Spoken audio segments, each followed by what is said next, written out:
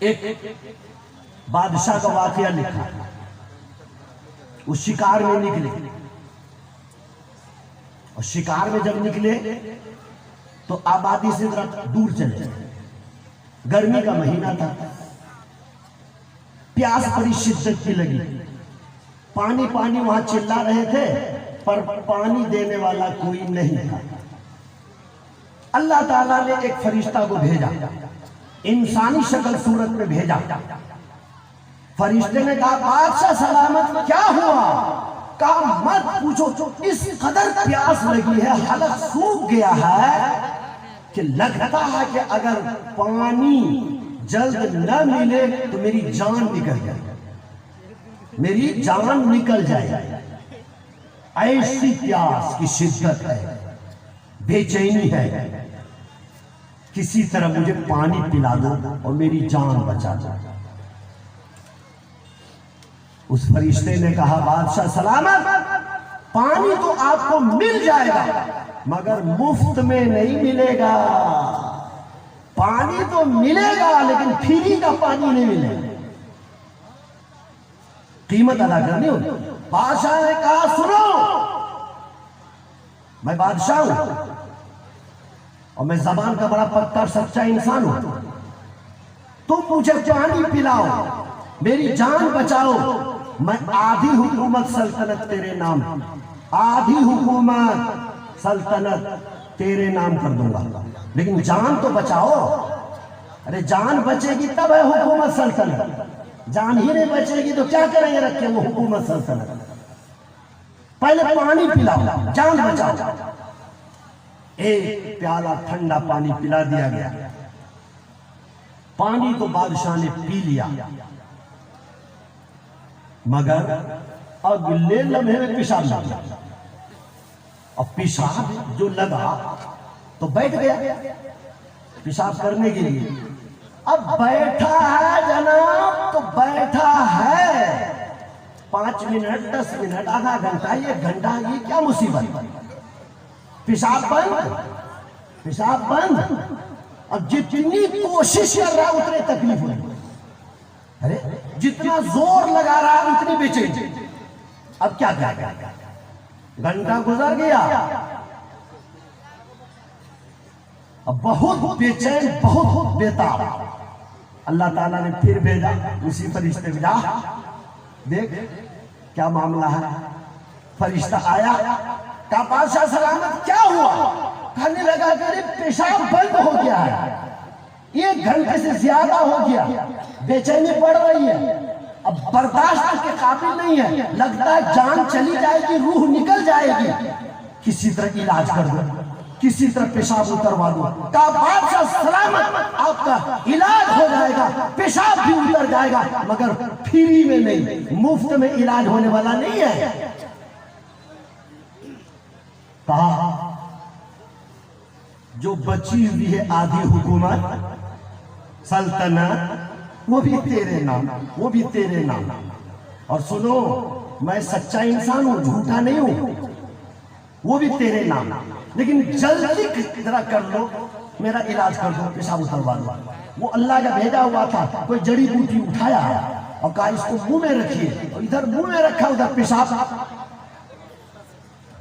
چالو، پیشاب اتر گیا، خلاصہ پیشاب ہوا، آہا اطمینان کی سانس لیا، جان میں جان آئی، اللہ کا بھی شکر ادا کیا، اس بندے کا بھی شکریہ ادا کیا، ہاتھ جوڑ کے کھڑا ہوا، اب میں بادشاہ نہیں ہوں، اب بادشاہ تم ہو، میں زمان کا پکا سچا انسان ہوں، وعدے کا سچا انسان ہوں، میرے ساتھ چلو، میرے ساتھ چلو، میں راج پاٹ تم کو سمجھا دیتا ہوں، لکھ پڑھ کے دے دیتا ہوں، میرے ساتھ چلو۔ اس فرشتے نے کہا بادشاہ سلامت رکھیے اپنے ہی پاس اپنی حکومت اور سلطنت، رکھیے اپنے ہی پاس اپنی حکومت اور سلطنت، مجھے تو اللہ نے بھیجا تھا آپ کے پاس کہ آپ کو بتا دیا جائے کہ آپ کی حکومت کی، آپ کی سلطنت کی قیمت کیا ہے، قیمت۔ آپ نے دیکھا ایک پیالہ پانی کے بدلے آپ آدھی حکومت دینے کے لیے تیار، اور جب پیشاب بند ہو گیا تو پیشاب اتروانے کے لیے آدھی حکومت دینے کے لیے تیار۔ تو آپ کو سمجھ میں آیا کہ آپ کی حکومت کی سلطنت کی قیمت کیا ہے؟ کہا سمجھ میں تو پورے اچھی طرح ہی آ گیا ہے۔ دوستوں بزرگوں، یہ بادشاہ کو سمجھ میں آیا، آپ کو بھی ہم کو بھی سمجھ میں آیا کہ نہیں آیا؟ اب کیا کریں گے؟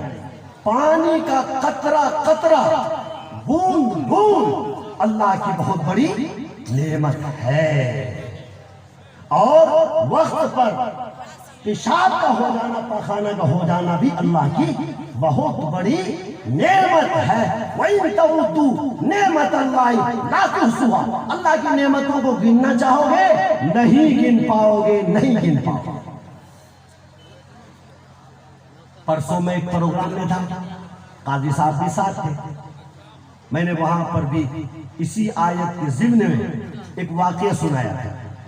آج پھر دوہرا رہا ہوں، چونکہ آپ سننا چاہ رہے ہیں، آپ کی آنکھوں کو میں دیکھ رہا ہوں، چہرے کو دیکھ رہا ہوں، میں پڑھ رہا ہوں، آپ پوری طرح سے متوجہ ہیں۔ ہاں، ایک ایک نگاہ میری طرف ہے اور سب کا دل و دماغ ادھر ہے۔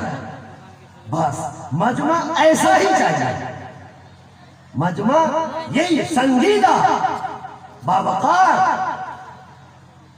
میں نے وہاں بیان کیا تھا، ہر سانس اللہ کی نعمت،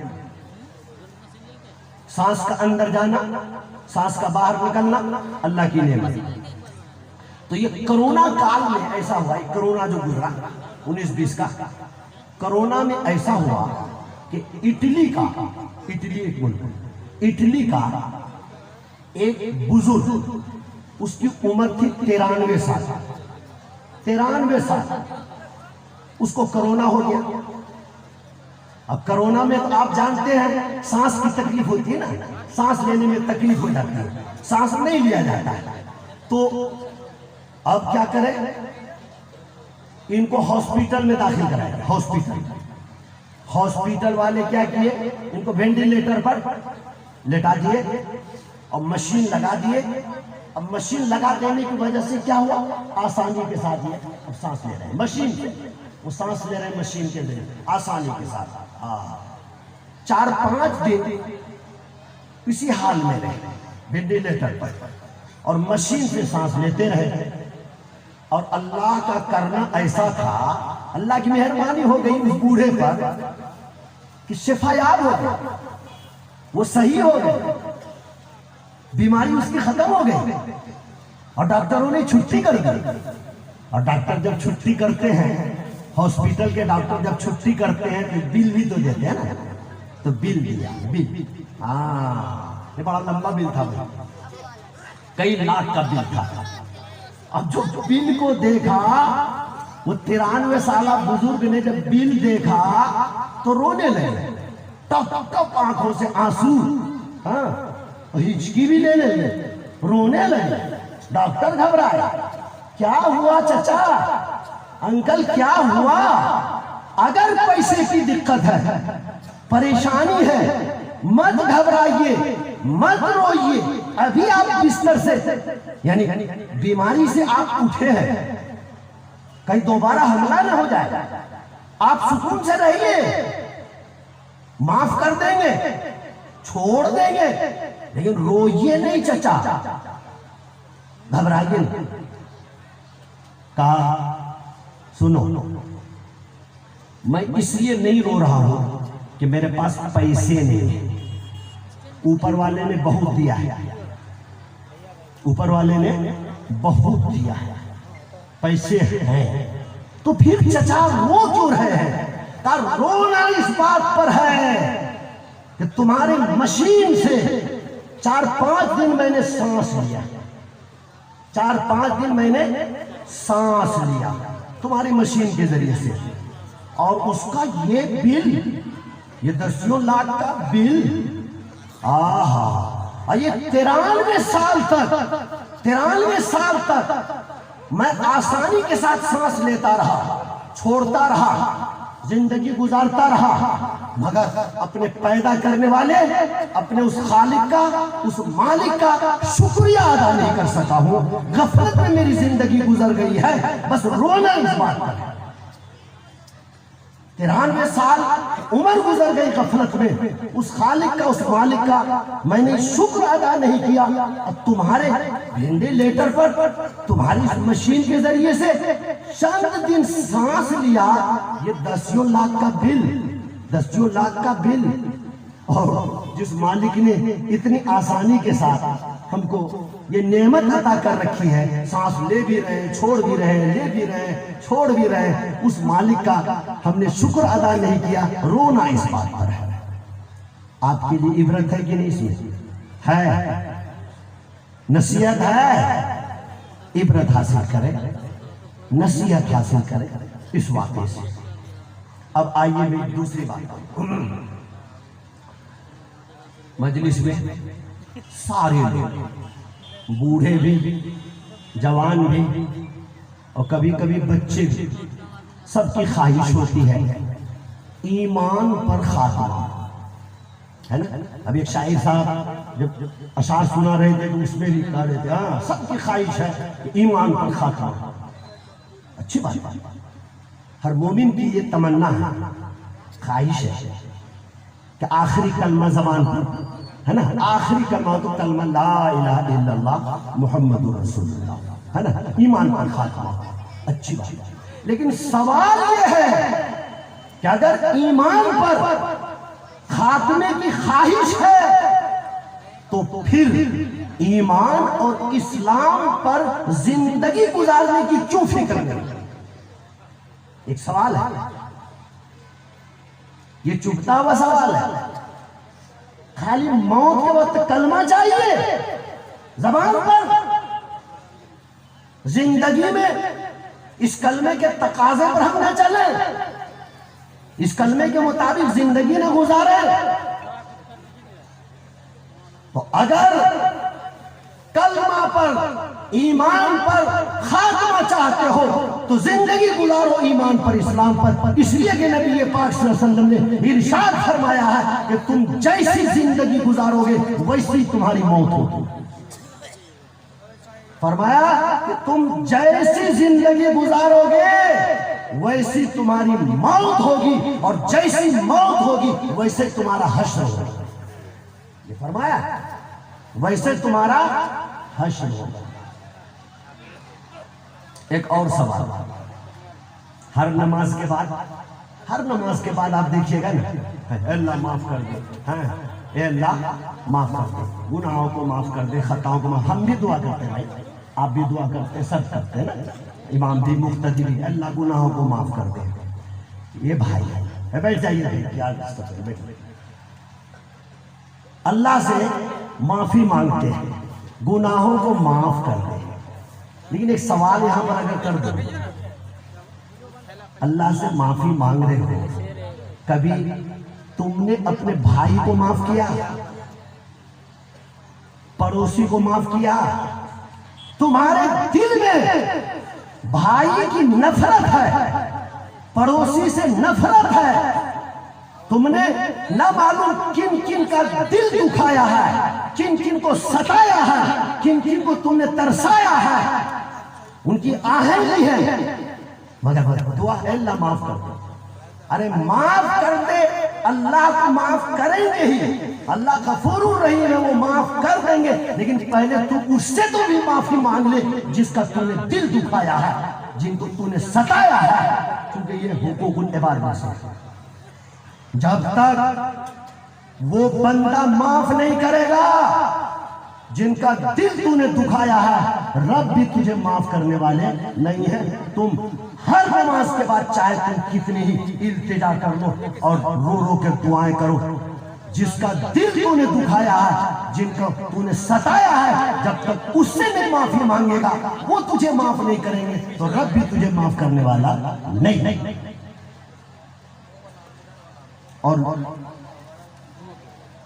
سچی بات بتاؤں، جس سے نفرت ہے، ایک آدمی کو ایک سے نفرت ہے، سمجھے؟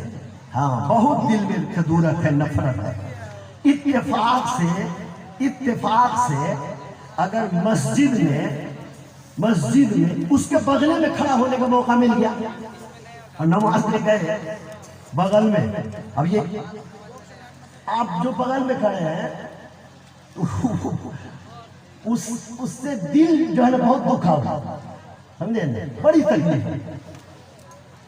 اچھا کوشش کیا کرتے ہیں، یہ سلام جب پھیرے گا نا السلام علیکم ورحمۃ اللہ، تو ایسے انداز سے سلام پھیریں گے کہ اس کے چہرے پر جو ہے نا نگاہ نہیں، اس کا چہرہ بھی نہیں دیکھنا چاہتا۔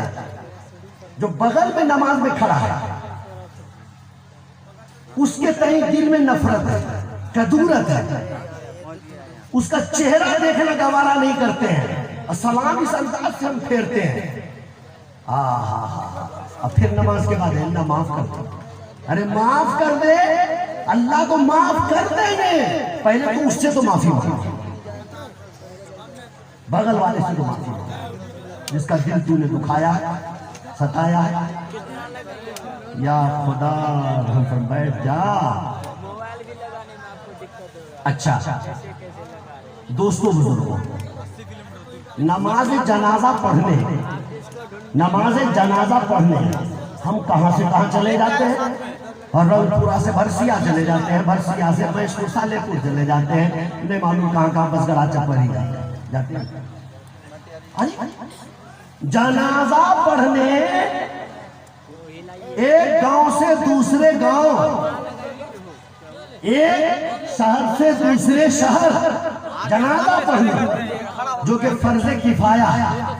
فرض کفایہ بتلا دے رہا ہوں، فرض کفایہ کس کو کہتے ہیں؟ فرض کفایہ کہتے ہیں کہ کچھ لوگوں نے اگر وہ فرض ادا کر لیا تو سب کے ذمے سے وہ فرض ساتھ، بات سمجھ رہے؟ یہ فرض کفایہ ہے۔ کچھ لوگوں نے اگر ادا کر لیا تو سب کے ذمے سے وہ ساتھ، اب کوئی گنہگار نہیں ہے، یہ فرض کفایہ ہے جنازہ۔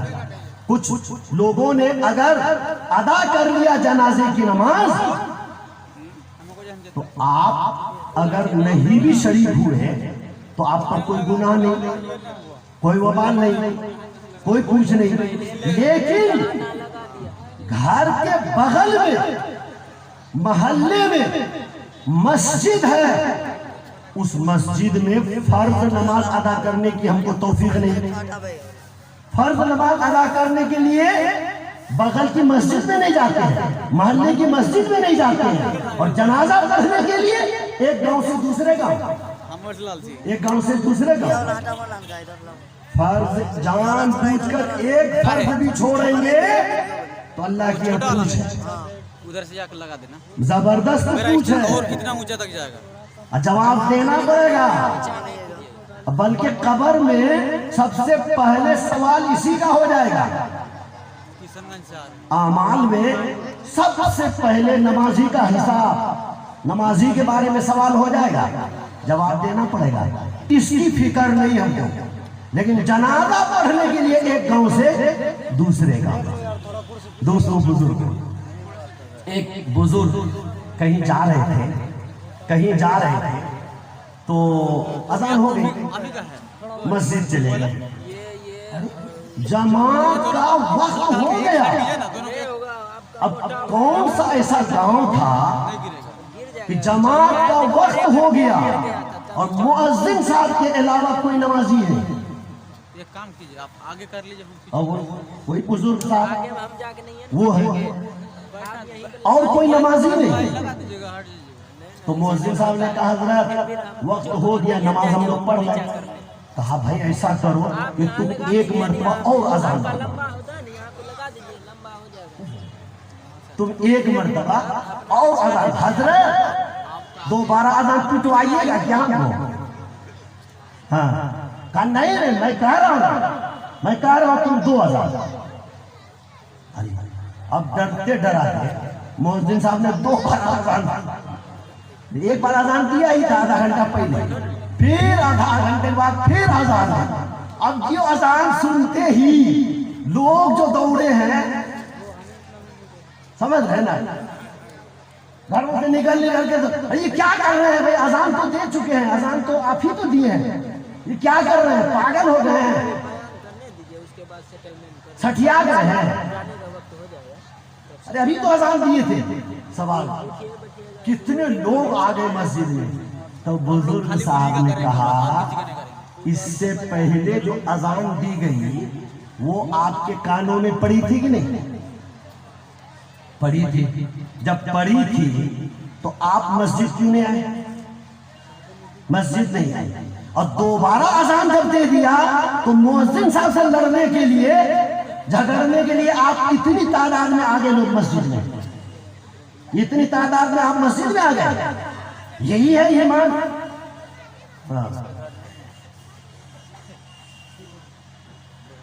یہی ہے ایمان، یہی ہے اسلام۔ دوستو بزرگوں، ایک ماسٹر صاحب تھے، کلاس میں بچوں سے پوچھ لیا، کلاس میں بچے بتاؤ بچوں کون لوگ نماز نہیں پڑھتے ہیں؟ ماسٹر ٹیچر کا سوال ہے اور جواب دینا ہے بچوں کو، کون لوگ نماز نہیں پڑھتے ہیں؟ ایک لڑکا کھڑا ہوا، سر جو مر گئے وہ نماز نہیں پڑھتے۔ جواب صحیح تھا کیا؟ جواب تو صحیح۔ جو مر گئے ہیں وہ نماز نہیں پڑھتے ہیں۔ بیٹھو بیٹھو۔ ایک دوسرا لڑکا کھڑا ہوا، سر جو کافر ہیں یعنی مسلمان نہیں ہیں وہ نماز نہیں پڑھتے۔ یہ جواب بھی صحیح ہے۔ جو کافر ہیں وہ نماز نہیں پڑھتے ہیں۔ ٹھیک ہے، بیٹھو۔ ایک تیسرا لڑکا کھڑا ہوا، کہا سر جس کو نماز پڑھنے کے لیے نہیں آتا وہ نماز نہیں پڑھتا، نماز پڑھنا جانتا ہی نہیں، طور طریقہ نہیں جانتا ہے، نماز پڑھنے کا جو طور طریقہ وہ نہیں جانتا ہے، وہ نماز نہیں پڑھتا۔ کہا بیٹھو بیٹھ۔ ایک لڑکا اور کھڑا ہوا، کہا سر جس کے دل میں اللہ کا ڈر نہیں ہوتا ہے نا وہ نماز نہیں پڑھتا۔ جس کے دل میں اللہ کا ڈر نہیں ہوتا وہ نماز نہیں پڑھتا۔ اب یہ ماسٹر صاحب خود سوچنے لگے، یہ ماسٹر صاحب بے نمازی تھے، سنیے، یہ ماسٹر صاحب بے نمازی تھے، یہ اب خود سوچنے لگے کہ بھائی یہ بچہ بتلایا کہ جو مر گئے وہ نماز نہیں پڑھتے، میں تو زندہ ہوں۔ اس نے کہا کہ جو کافر ہیں وہ نماز نہیں پڑھتے، میں تو مسلمان ہوں۔ اور اس لڑکے نے کہا کہ جو نماز پڑھنا نہیں جانتے وہ نماز نہیں پڑھتے، میں تو نماز پڑھنا جانتا ہوں پھر بھی نماز نہیں پڑھ رہا ہوں۔ اور ایک نے کہا کہ جس کے دل میں اللہ کا ڈر خوف نہیں ہے وہ نماز نہیں پڑھتے ہیں۔ تو کیا مطلب میں اتنا نڈر ہوں؟ نہ اب ایسا نہیں ہوگا، سمجھ رہے نا؟ ماسٹر صاحب نے توبہ کیا، اللہ سے معافی مانگا اور سچے پکے نمازی بن گئے، سچے پکے نمازی بن گئے۔ آپ لوگ بھی نماز پڑھیں گے انشاءاللہ؟ ہاں، بس یہی پیغام ہو گیا کہ نماز انشاءاللہ ادا کریں گے اور اللہ کی نعمتوں کی قدر کر لیں گے، کریں گے انشاءاللہ۔ اگر نماز نہیں پڑھیے گا تو ایک نسخہ اور بھی ہے کہ جس سے آپ نمازی پکے بن جائیں گے۔ ایک عورت کو لے کر کے، ایک خاتون کو لے کر کے ان کے شوہر آئے مولانا صاحب کے پاس، مولانا صاحب دیکھیے ان پر جن سوار ہو گیا ہے، جن، میری بیوی ہے ان پر جن سوار ہو گیا ہے، ذرا پھونک دیجئے، جھاڑ دیجئے، اتار دیجئے۔ مولانا صاحب نے کیا کیا؟ پڑھ کر کے کچھ سورۃ کچھ پڑھ کر کے پھونک دیا، اور جب پھونکا تو وہ عورت جس پر جن سوار تھا، وہ عورت بولی حضرت میں جن ہوں، میں جن ہوں، اور آپ اگر کہیں تو میں اس خاتون کو چھوڑ سکتا ہوں، اس پر سے اتر جاؤں گا، لیکن سر ان کو چھوڑ کر کے ان کے شوہر پر سوار ہو جاؤں گا۔ ان کا جو شوہر ہے نا ان پر میں سوار ہو جاؤں گا تب ان کو چھوڑوں گا. اب شوہر کو جو ہے دو قدم اور پیچھے ہٹا, ہاں کہیں میرے اوپر سوار ہو جائے کہ بھائی ان کو چھوڑ کے ان پر تم کیوں سوار ہو گئے؟ کہ اس لیے کہ یہ نماز نہیں پڑھتا ہے, اس لیے کہ یہ نماز نہیں پڑھتا, اس لیے ان کو چھوڑ کے ان پر سوار ہوں گا.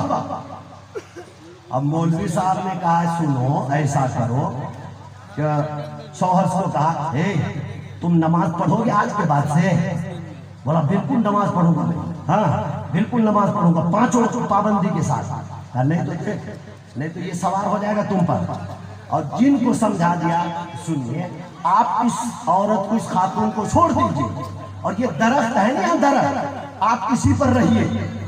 اگر اس کا شوہر نماز نہیں پڑھے تو پھر اسی پر سوار ہو جائیے گا, پھر اسی پر سوار ہو جائیے گا. آپ جانتے ہیں ہوا یہ کہ وہ شوہر سچا پکا نمازی بن گیا.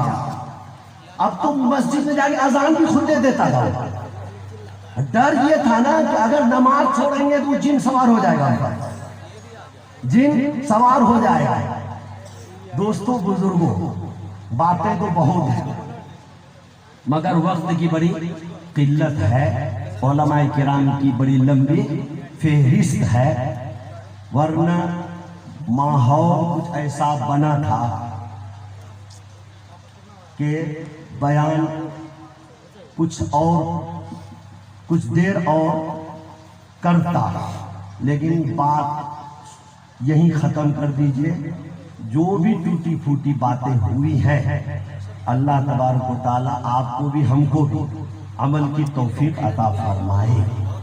اور جس نسبت سے یہ پروگرام رکھا ہے, ایک لڑکی کا ادارہ قائم کیا ہے, یہ حافظ افتخار حضرت قاری فرقان صاحبزادے نے اس ادارے کا آپ معاون بن جائیے.